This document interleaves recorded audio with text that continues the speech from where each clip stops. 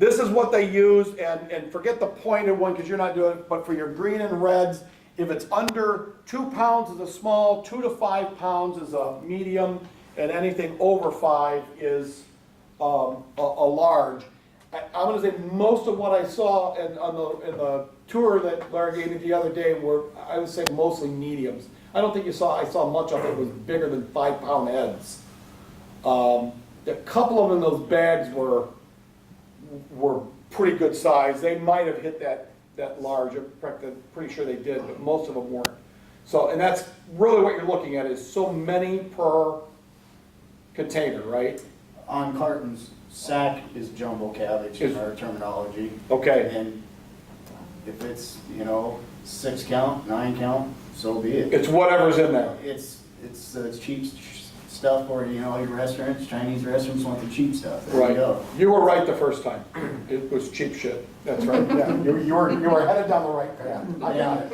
Why the industry still does sack, my God. They don't have to stack the shit on the pallets, do they? That's just it. To me, the bag cabbage is this is the first time I've seen it in 3 years, and I was hoping I'd never had to see it again because Wow.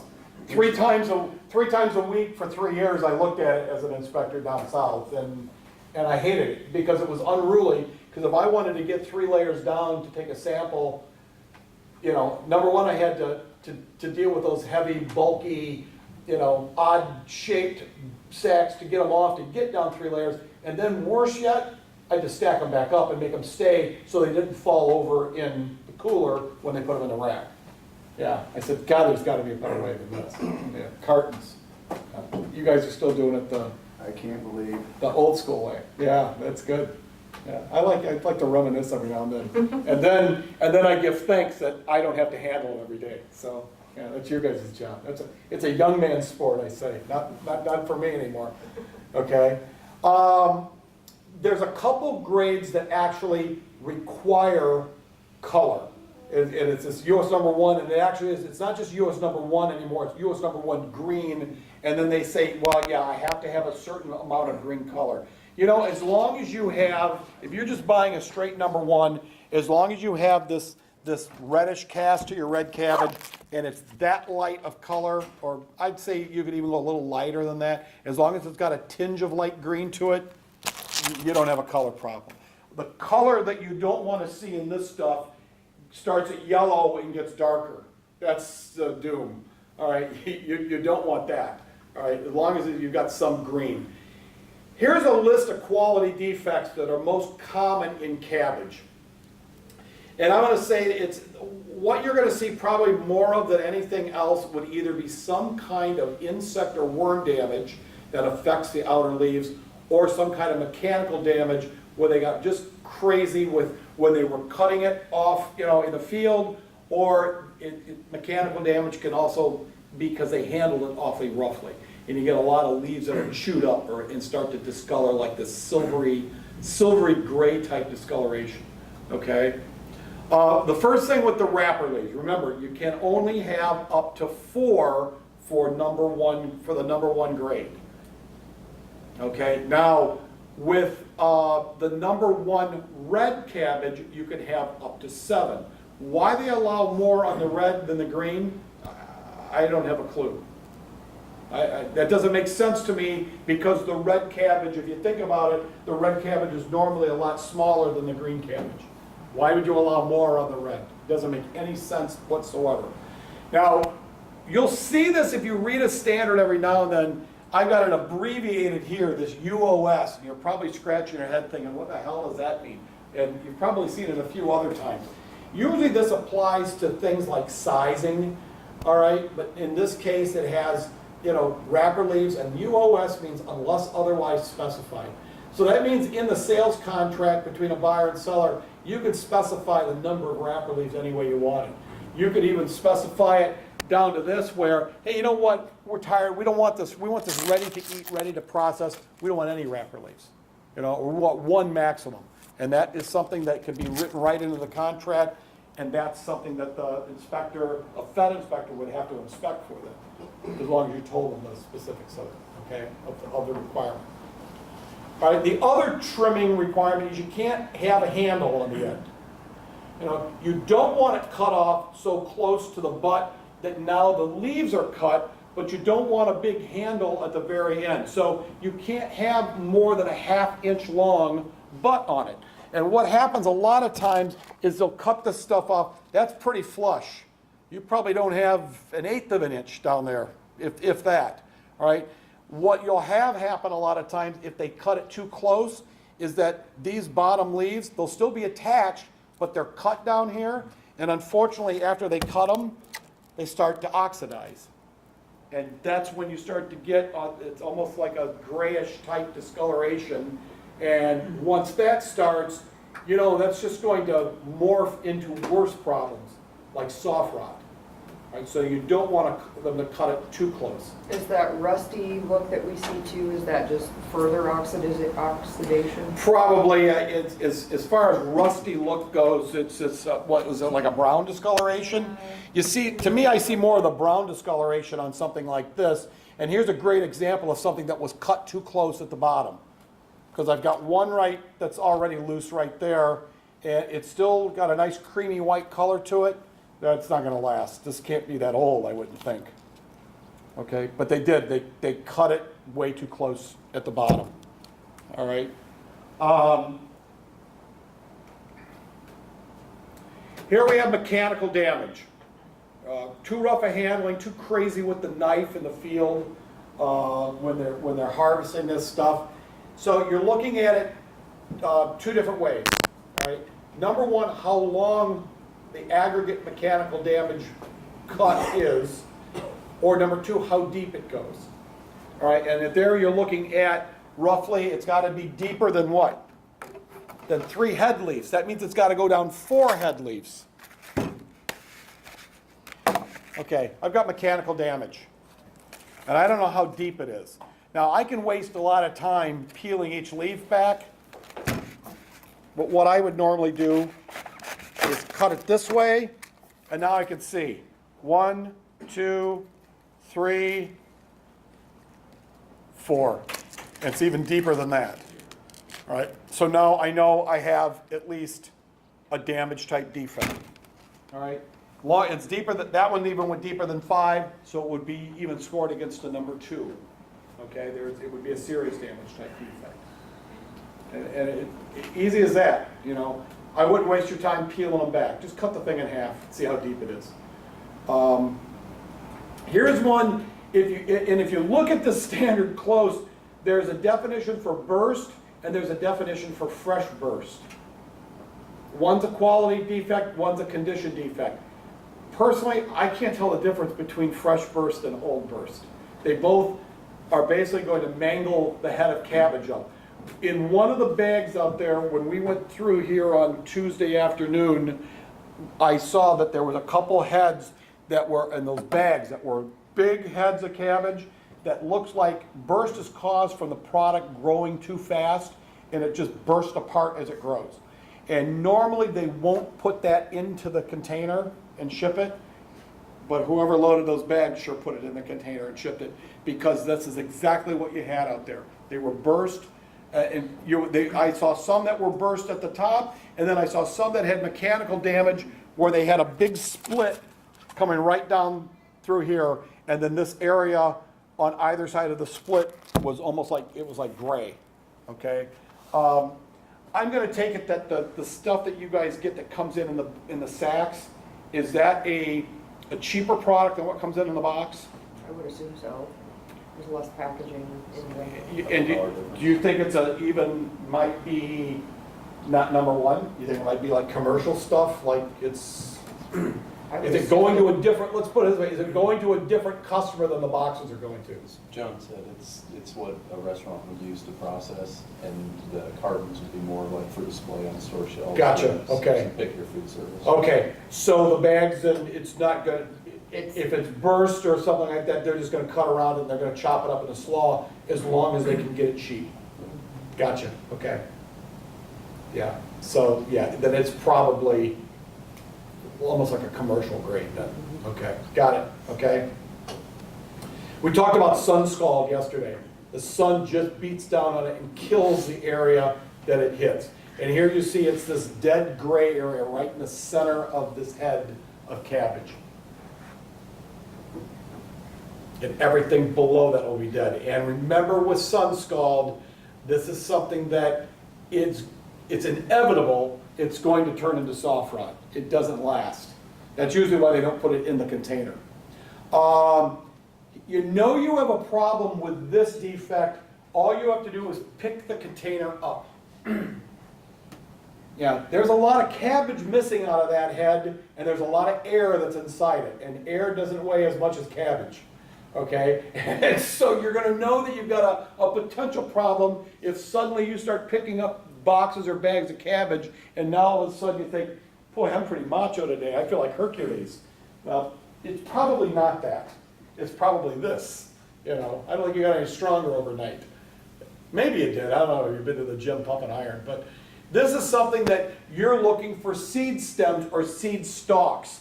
And the difference is, that's bad enough because you've got all the gap in there, but you don't have these little curlicues up there that are going to start blooming. That's the problem. Okay, and so when you start to get the seed stalks, these little curlicues at the very end of what you've got here in these gaps, that's when you got a problem. What causes that? Yeah, you know, it's something that is just like, it's like anything else. It's kind of like that pepper that we found another pepper growing inside. It just starts growing, you know, you can get seed stems that grow up through celery, through all types of lettuce, especially iceberg. This will generally, you can see how this stem, instead of being, you know, instead of having a nice, cut this one in half. I mean, you don't see that stem growing much up above right here. Yeah. And then everything else is formed in like a nice, you know, tight leaves of cabbage. All right, this one now has had a stem that's grown straight up through the cabbage. And so oftentimes what it'll whack the head of cabbage out of shape. It won't be round any longer. And then you get these big air gaps in here. So you're not going to have this kind of weight on here. You'll be able to toss this up in the air and toss it all around because it's going to be much lighter because of all the air in there. And then off of the center seed stalk, this is where you're going to get these cedars. The center stem, you're going to get the seed stalks and the cedars that are going to possibly start growing out of the head of cabbage inside. Would that be kind of a one-off in a lot, or would that be something where the? I don't think you're going to see a whole lot of it, and I'll tell you what I think you're going to see it more in than in domestic cabbage, big cabbage, is in Brussels sprouts. If you think of Brussels sprouts, all a Brussels sprout is a little tiny baby cabbage. That's all it is.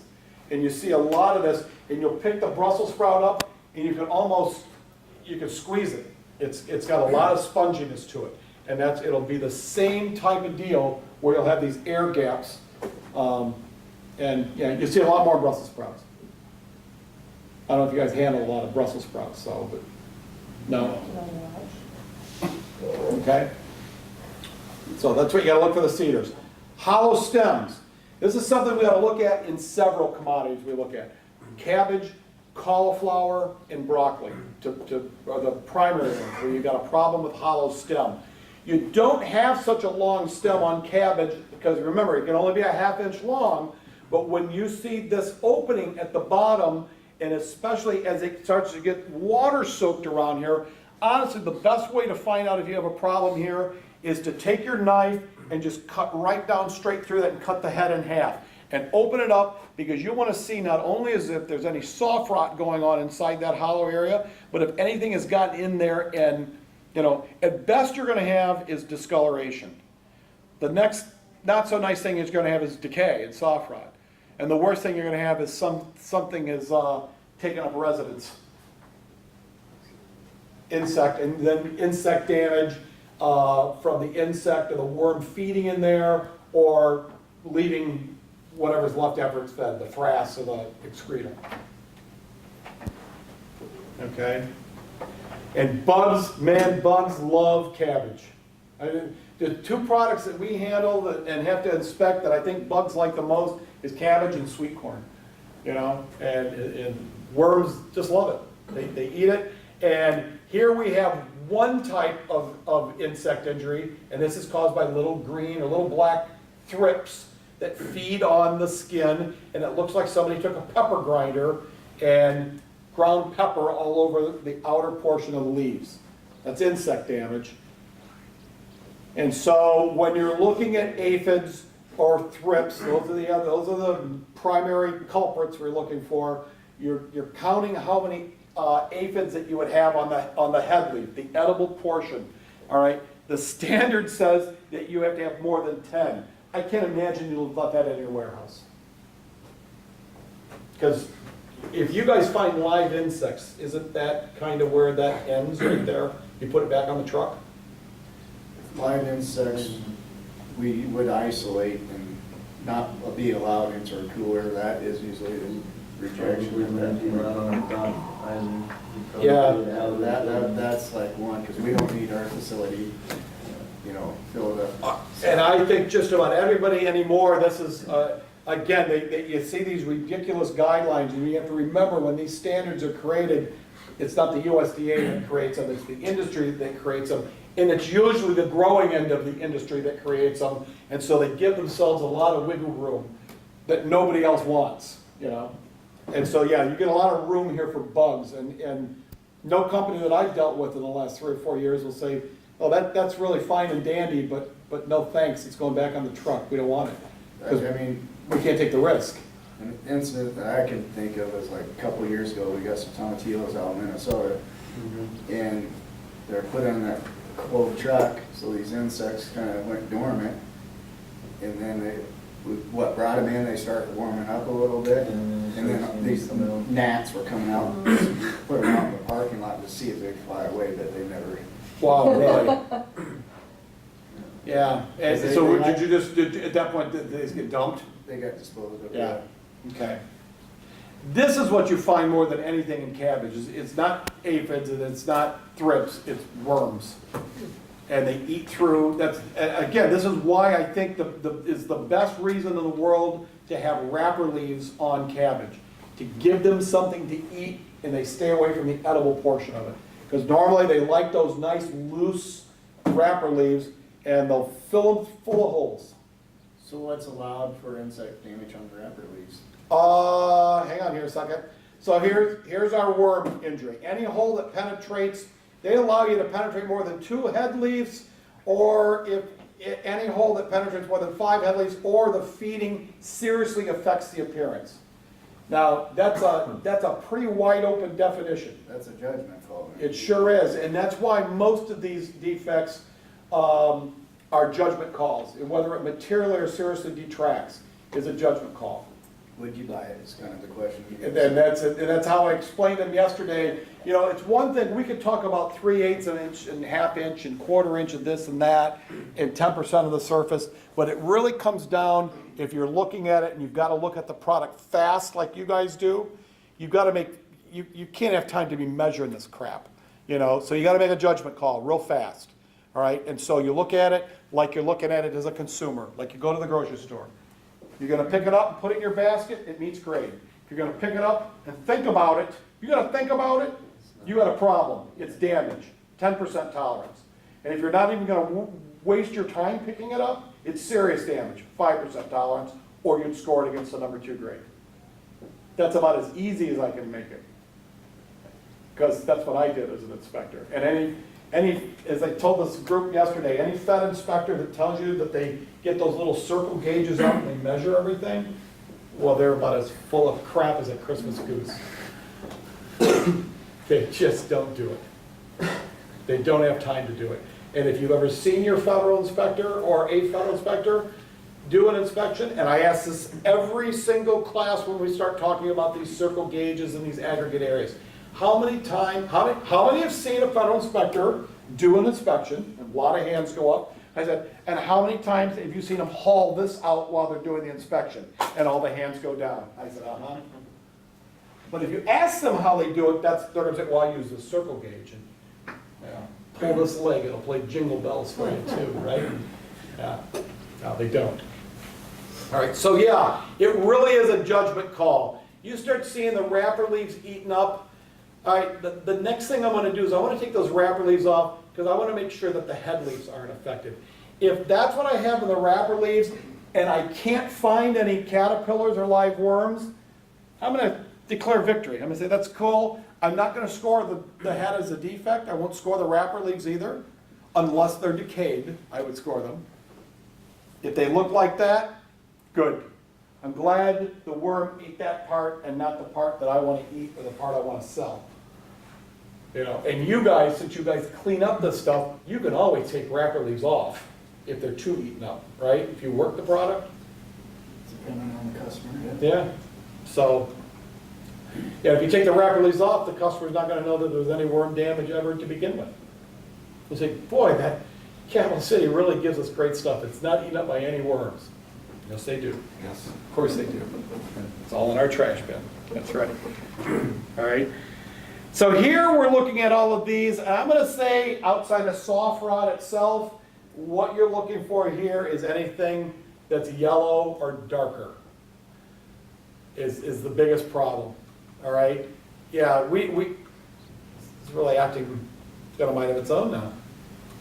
Oh, there. Are you serious? See if it'll stay this time, okay? Yeah, that's pretty old stuff, is what that is. It doesn't have any life left to it. I would start looking real closely to make sure that none of it is rotted. This is another one of those commodities too. When it starts to rot, you know it when you open the trailer. You know you got a problem because it stinks like hell when it's rotting. It stinks like hell when it's cooking too, if you think about it. Yeah, so. Now, how much yellowing you're allowed?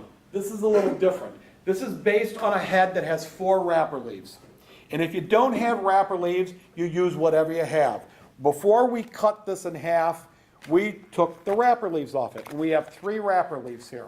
So how much yellowing am I allowed? I have to find the smallest of the wrapper leaves, this one, and that's how much yellowing I'm allowed. The equivalent of that area. Now, why they set this up this way is another one that has always been a mystery. But it's the only standard I can think of that's set up this way. That's how you determine. It's not 25% of the surface, it's not 50% of the surface, it's not 1-inch aggregate area of yellow. It's the area of the smallest wrapper leaf based on 4, and if you don't have 4, you use the smallest of what you've got. If you don't have any, which if you think about it, all right, so now I'm looking at how much discoloration. I don't have any wrapper leaves. So what am I going to use? I'm waiting. What are you going to use? The next leaf. Let's say that they've taken all the wrapper leaves off and now you're starting to get yellowing. Can you use the head leaves? What I would use is, at that point, whether it materially or seriously detracts from the appearance. So now it's back to my judgment again. Is it yellow? Is it not light green? Is it yellow to turning brown? And to me, I can be real critical now.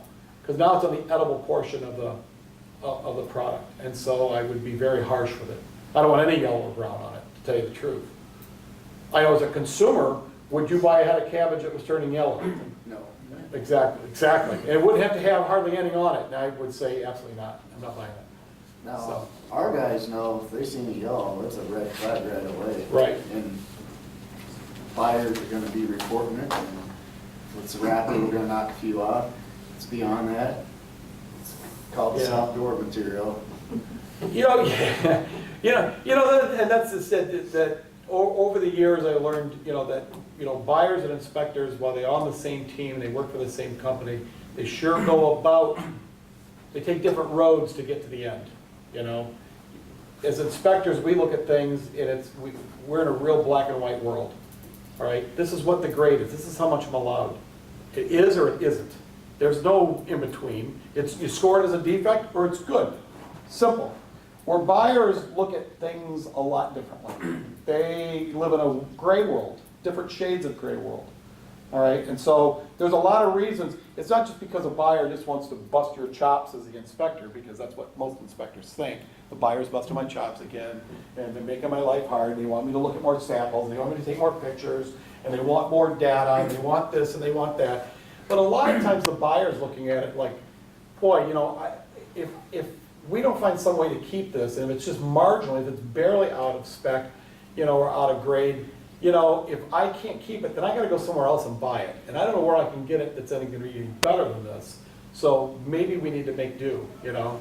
And I know the way a lot of grocery companies look at it, it seems like this is an even bigger problem with retailers, that the buyers are constantly trying to find ways to keep the product, because they know, and if you think about this, if they reject it, oftentimes it'll go to a company like yours who's gonna get it on the cheap and rework it, and then they end up getting it back. Well, sometimes it goes to in the secondary market, or they have to go into the secondary market to buy it, and they'll go in, and then the next day, what they get back is the same stuff that they rejected the day before for $2 more a box, you know? And so now they have to learn how to, you know, mark pallets and everything else to make sure that they're not getting the same stuff back.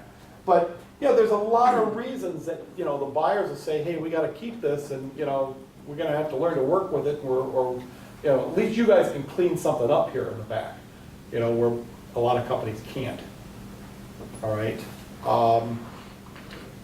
Here's another one that you see this a lot with lettuce, especially iceberg lettuce, but can also affect cabbage.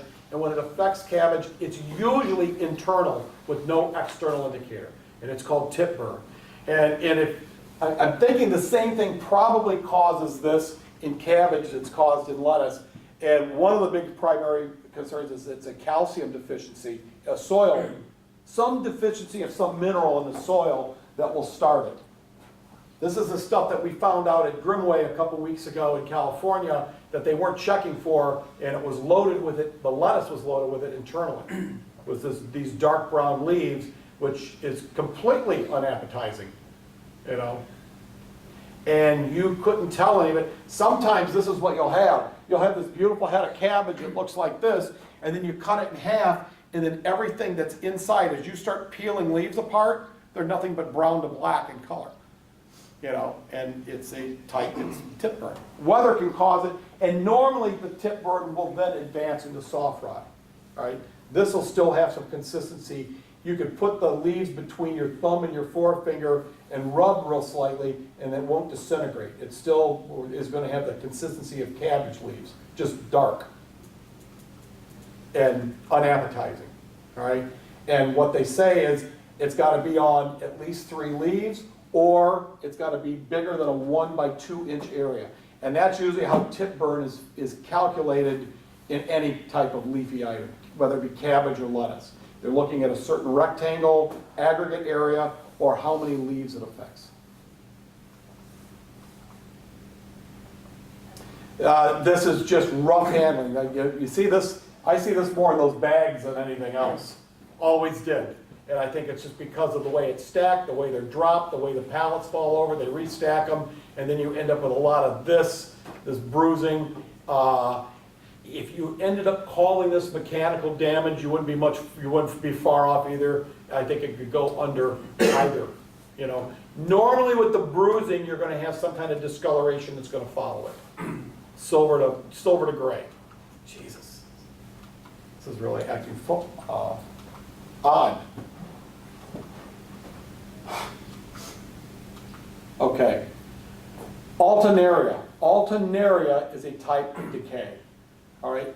Early stage alternaria, I guess the best way I could describe it is very much like when we talked about anthracnose yesterday in watermelons, where early stage anthracnose is just, it discolors, it turns black, but it doesn't get soft.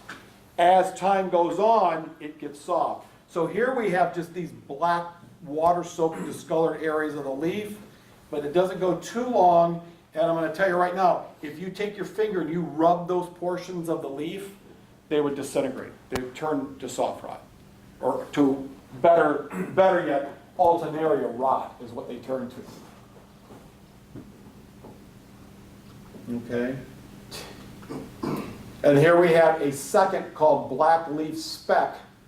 And this is a bacterial type disease that causes these black spots on the head leaves. And so, this is how you score them. If it materially affects the appearance, well, there's a wide open one, again, okay? But it's gotta be on at least 2 head leaves. If it's only on 1 leaf, you can't score it. Unless it's turned to soft rot, of course. Then any amount of it would be scored.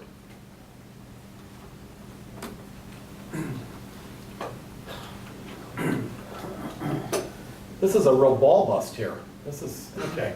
It's got its own mind. Here we have black rot, and it's almost a misnomer because you think black rot we're going to score as a rot type decay or like a type of decay against the 2% tolerance, and it really isn't. It almost looks like somebody took a black magic marker and outlined all the margins of all the leaves.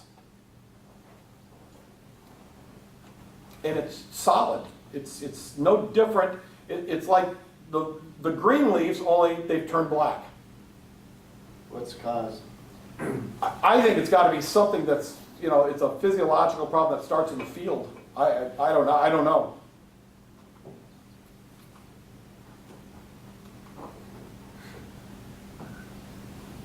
Because here we have the start of black rot in the field, and what it does is those outer leaves, it just turns them yellow to brown to black right there in the earth. That's how they know they have it. Okay? This is something they know they have before it ever goes in the box. And then at that point, if they decide to pack it, well, they're going to roll the dice and hope that it doesn't get bad by the time you get it, and that if it does go bad, it's after you've already accepted it and it's in your cooler. So now it's yours. Yeah. Yeah, but this is something they should know. They should know that they have it before it ever goes in.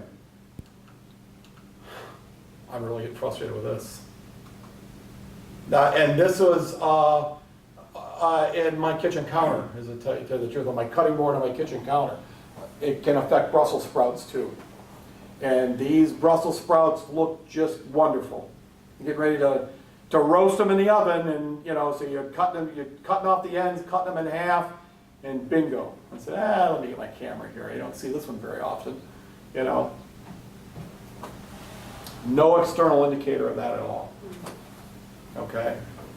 So it does not go against the soft rot tolerance. It goes against the total tolerance. Holy cabbage. Yeah, and good gracious. There we go. So the top one is really the result of the alternaria specks and alternaria spots that have now advanced into soft rot. The bottom one is the cabbage rotting just from the butt up through the head. And I'm sure that would have a lovely odor to it. And that is, Soup. I guess it would just be a continuation of that one, because this obviously started up through the bottom and it's just taken on the entire inner portion of the head. Yeah, that's not very appetizing. I guarantee you that would stink to high hell. Very bad, okay? So there's a lot of different types of soft rots. Just put it all under one heading, just soft rot, and that's it. And 2% tolerance. And if you think about it, if you're only got, what, 20 heads at most in a container, and each one's 5%, so yeah, it only has to have, you have to find a soft rot one here and there, and it's out. Not gonna take much. And that's got way too many wrapper leaves as far as I'm concerned. There'd be 1 per container. That's What's it. that, Alaska? Yeah. That is, I guess that's the champion cabbage grower for the year. I don't know what year, but yeah. I don't know where this picture came from, to tell you the truth. That's just one hell of a big head of cabbage. That's, a lot of slaw, Any questions on cabbage? All right, we'll take till 1 o'clock for lunch, and then we'll start and finish with potatoes.